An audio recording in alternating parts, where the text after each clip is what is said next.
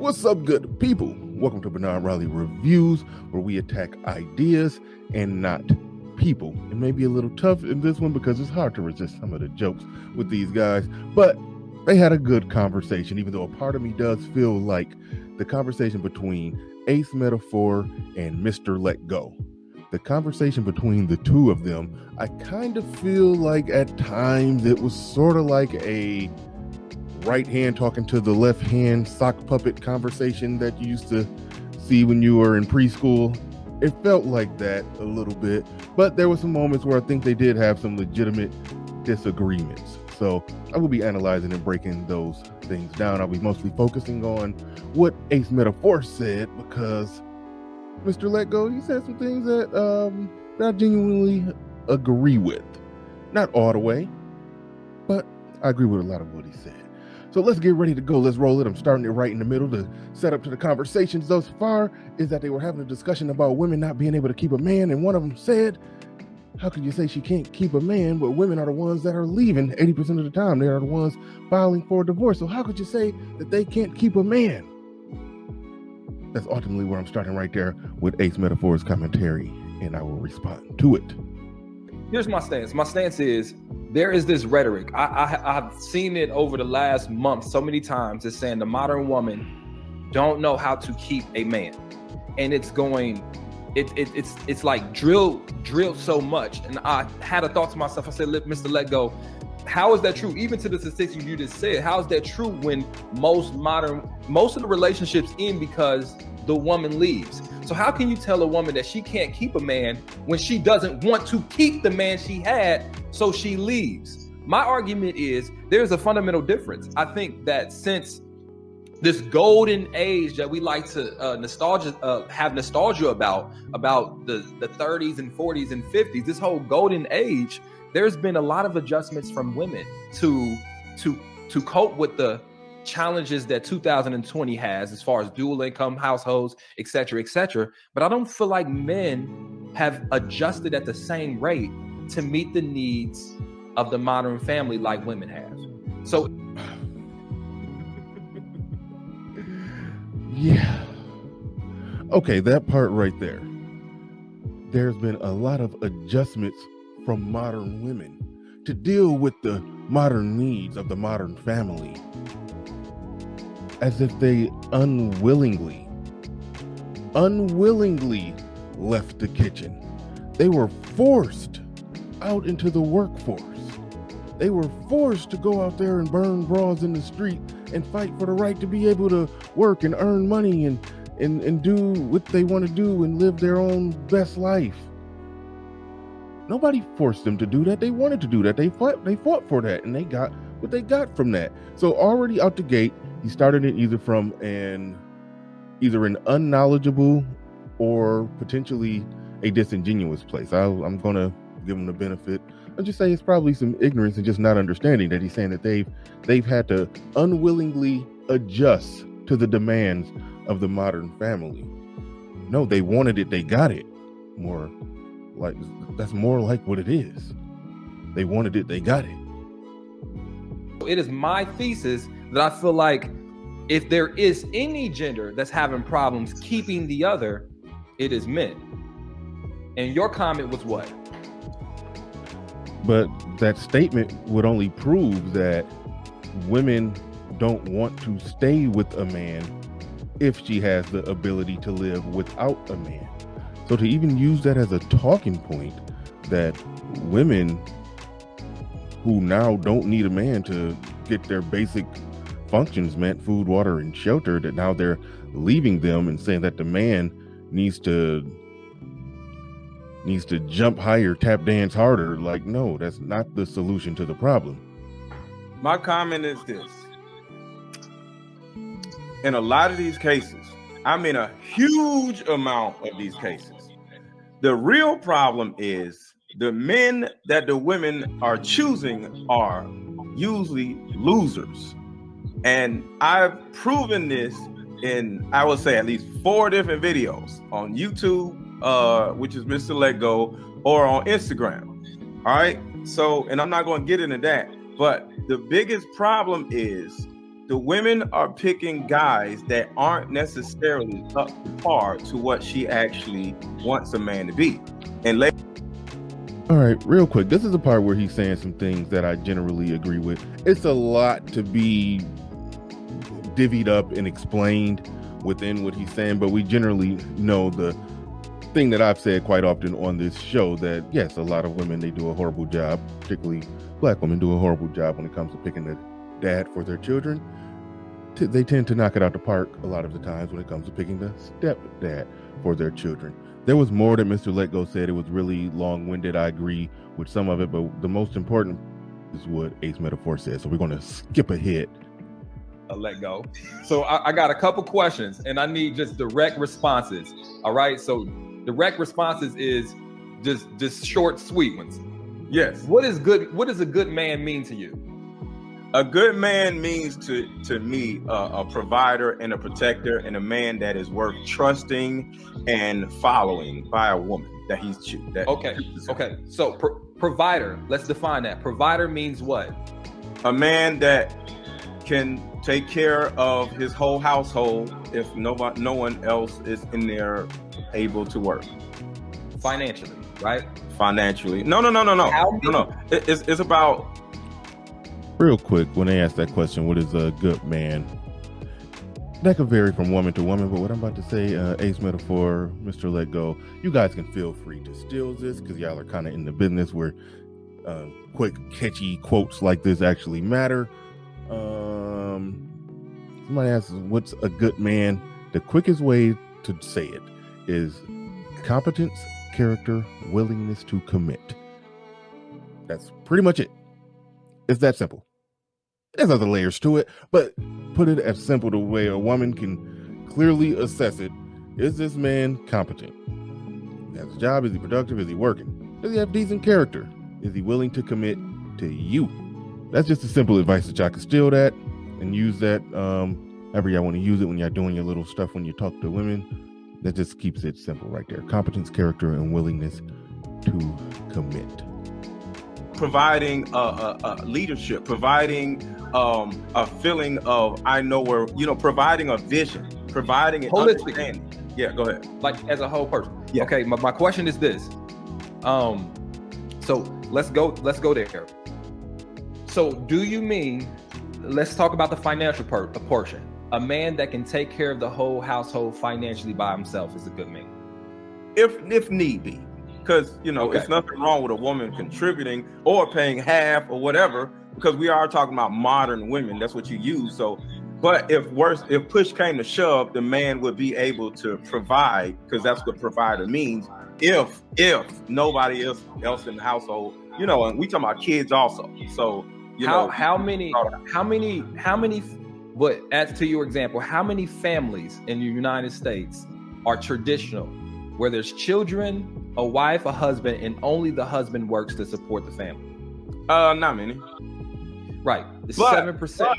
But this happens on a normal basis when somebody lose their job, especially where we are in this day and age. So a provider is about somebody who has a capability, not the one who does it.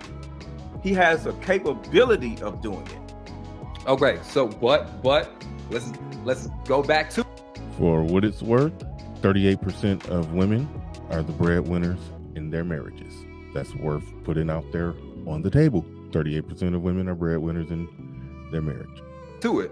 So when we talk about it, let's just get to the statistics. Statistics show that especially in a 2021 world, all right, there is less than 10% of men that make over $100,000. You would probably say $100,000 would put you in the middle class and make it to where you can function as a family.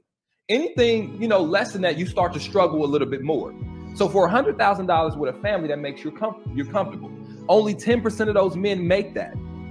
So the problem is you have 90% of men walking around like they're the 10% of men that have that ability to financially hold down the household in a certain way when they don't. So when these type of men are coming home, like I watched one of your videos and we're going to talk about it today, and feeling like they don't have to listen to their woman or get their perspective or their opinions when this woman is paying bills in the house in which she stays in. Like I said, taxation without representation is a problem. If you have a life partner because you're requiring her to be a partner, to your issue, when you say she is right there, what he's trying to do, he's trying to color purple this thing. He's trying to make it seem as if men who make less than $100,000, which isn't bad, by the way. You have to adjust that for from city to city. There's some places where, yes, a family can survive off $70,000 or $60,000. There are places, trust me, there are places where the cost of living is not very high. So you do have to adjust that. But either way, the most problematic part, and by the way, if you got a wife and 4 kids or 2 kids, 3 kids, 1 kid, if you're making around 50, 60, 65K, yes, you need to do whatever you got to do to try to get your money up. Nobody disagrees with that. Nobody disagrees with that. No, what men are simply saying in modern times is that they're not going to tolerate disrespect in their house. She's not going to be out of pocket. And yes, there will be some submission. But as far as a woman giving her opinion or him listening to her ideas and her perspective and all of that, as far as that being part of the situation, no guy, very few guys who aren't able to pay 100% of the bills are simply saying the woman's opinion does not matter. What I would say to that is the man gets the final say. If he's the leader, we know most men make more money than women. So in most cases, the husband does make more. But there are some cases, like I said, 38% of marriages, the woman actually makes more. But the reality is, if things fall off the tracks, if the train falls off the tracks, the man is still going to be blamed for it. It's going to be his fault regardless. So he might as well be the one making the final decision. Does her opinion matter? Yes. She can give her opinion. She could talk about it. We could talk about it. And if she got good ideas and they make sense, we can go with it. But truth be told, the woman doesn't even want to have to make that final decision. She wants to top from the bottom in a lot of cases and give her opinion and be pretty bold and blunt and very pushy about her opinion. But when it comes time to make the decision, she want to back off and let him do it because if her decision is wrong, she want it to be his fault and not get blamed for it. So at the end of the day, the man needs to be making the final decision, because if the man is sitting back letting her make decisions, she's not going to respect him either way, regardless of how much money he's actually making. To your issue, when you say she is choosing losers, it ain't the bottom 10% of men that's the problem for most women. It is the middle 80% that a lot of women that communicate with me are having problems with. You're not asking, this woman isn't asking this man to pay all the bills. She is fully aware that in this 2020 world, 2 incomes may be needed. She contributes in that way. The problem becomes this man now feels like just because he's a man, he doesn't have to take care of her concerns, listen to her problems, listen to her perspectives. He doesn't have to help around the house. And this is happening more frequently. My point is, and my initial point, I'm gonna pass it back to you. In these modern times, there's no such thing, no similar rhyming cliche of happy wife, happy life. There's no happy wife. There's no happy husband, happy life. I know that doesn't rhyme or anything, but there's no such thing as that. There's no such thing as a woman being in the doghouse. There's no concept of women sleeping on the couch. You know, as men get put in the doghouse, men sleep on the couch. It's the happy wife, happy life. Try to figure out a way to make sure that you're making that woman happy, or she's gonna make your life a living hell. That's what most married men are dealing with, and that's why most men don't want to get married. So it's far more frequent in these marriages when the woman is working and feels like because she's working, that gives her some power. It's more likely that the guy is coming home, checking through the door, tiptoeing in there, walking on eggshells around her, because she's just going to go, she's the one liable to just get into some erratic emotions and start doing stuff to make his life a living hell. It's more of that going on than what is men being tyrants. We see this on the TV shows where they've dumbed down men, where it's expected that the wife is going to be a little pushy. She's going to be telling him what to do. She's going to be saying things, and it's going to be, we know this. Men pull back from marriage because they don't want that. They don't want to sign a marriage contract and give that woman full power and creative control to be who she really is and not respect him. That's why they shy away from those contracts, because they know that women can get out of pocket, combative, and disrespectful. It's the women who are getting disrespectful in their newfound power that they have. And by newfound power, I mean 2 incomes being better than one, like Ace Metaphor just said. 2 incomes in some situations are better than one. $1 million question is, when that woman has to work, does she still treat that man with the respect? That's the $1 million question. But it's not that these guys who are, constantly in the doghouse, being made to sleep on the couch, having sex rationed out to them. Like it's all kinds of stuff going on in marriages where the man is just in a weak position.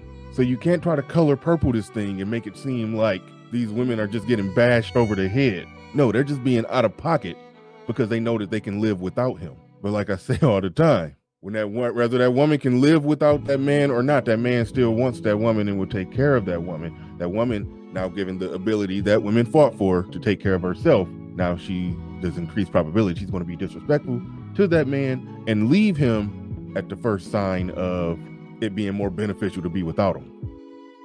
My point is, men, we have to adjust to be more keepable, right? Because it used to be just providing. Even Mr. Let Go had to laugh at that one. Financially was enough, sadly, to keep someone in the family, keep your woman there. Especially when you think about when women couldn't own property and women couldn't get jobs that paid enough to live by themselves.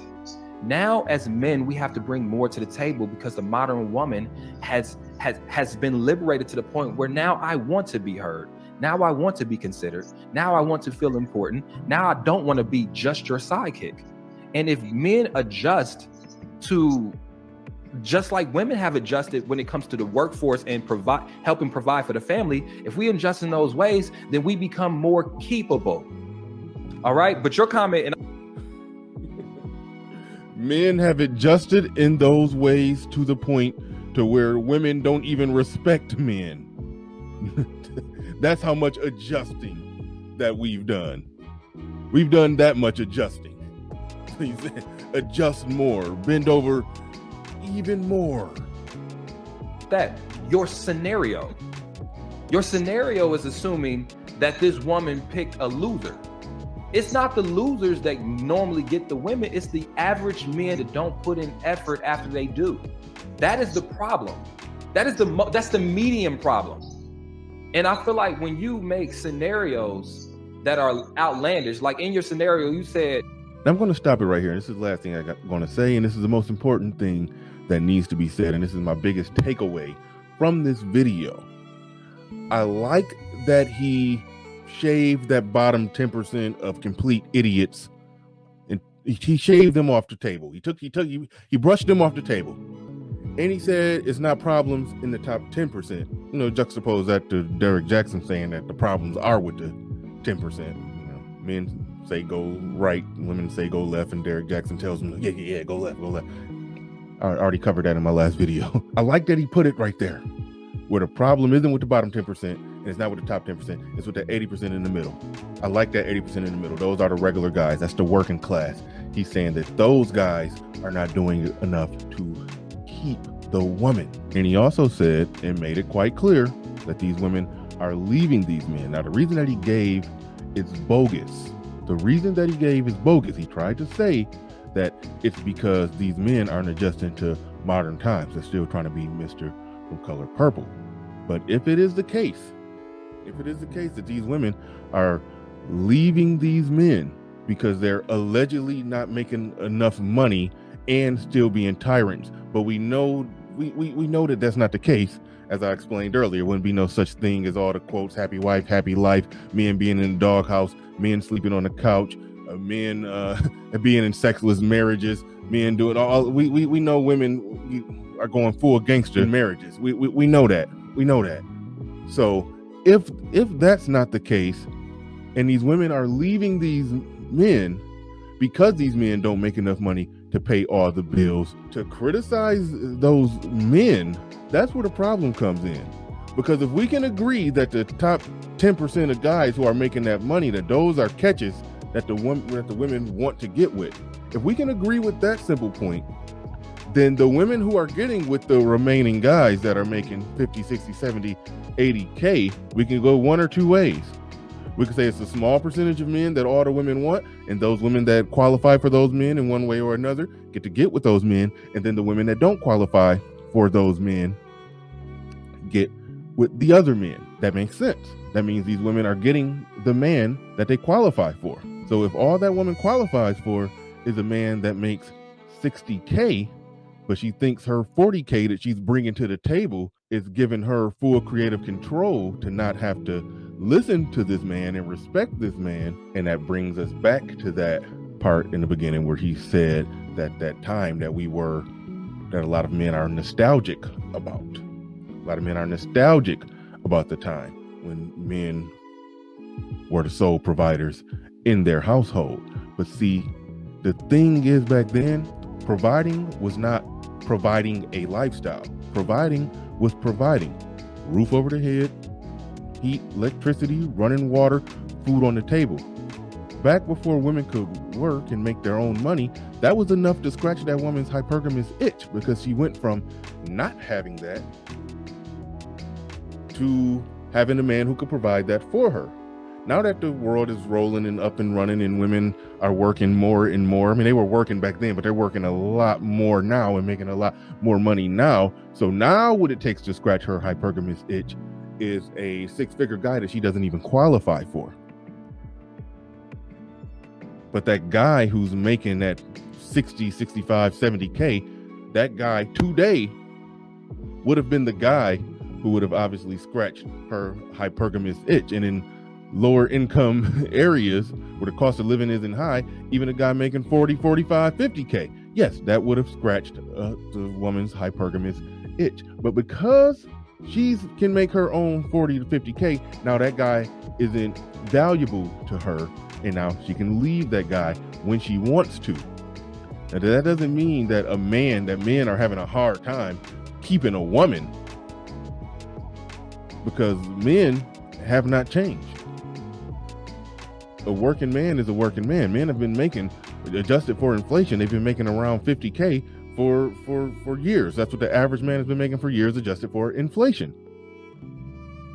So if women all of a sudden work and says that's not enough, why? Because they can make it too, and they don't want to put it together, and they want to live a certain lifestyle. Isn't about providing. But no. They're saying, if you can't provide a certain lifestyle, you're useless to me. And that's putting the overall best interest of everything and just dusting it off to the table, making it hit the cutting room floor. The future of the children, the outcomes of the children, the outcome of families, community, everything. All of that's on the cutting room floor, unless you can provide me a certain lifestyle.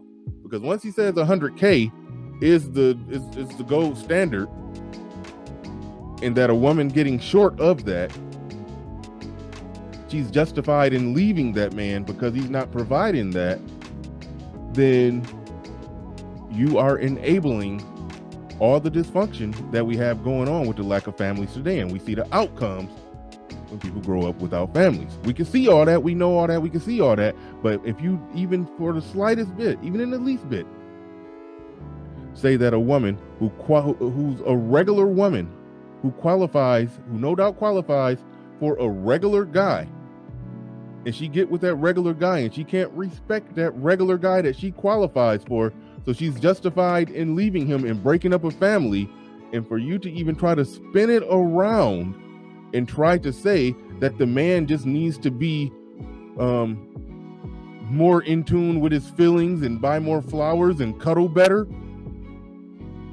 like, come on. The man should be striving to provide as much as possible. should be striving to provide as much as possible. But I'm not in the business, and nobody should be in the business of giving out to women who have not knocked it out of the park in the female department, but because they didn't get a guy who knocked it out the park in the man department, in the providing a certain lifestyle department, because they have not done that, that woman should still respect and get on board and follow the program of the guy that she actually qualifies for. That's how functional communities work.